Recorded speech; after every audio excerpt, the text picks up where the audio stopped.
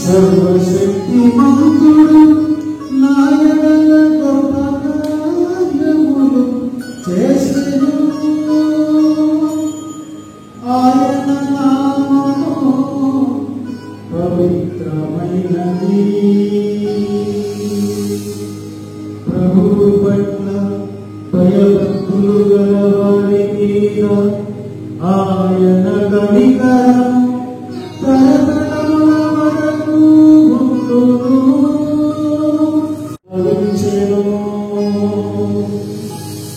అధిపతులను ఆసనముల నుండి పడద్రోసి దీనులను లేవనెత్తెను.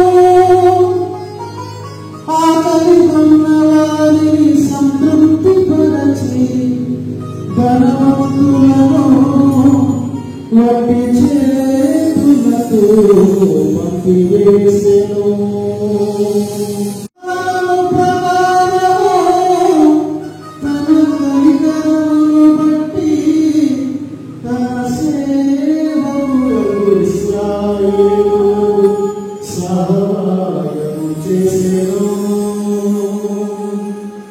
మరియమ్మ 3 మాసములు ఎలిసబెత్తమ్మతో ఉండి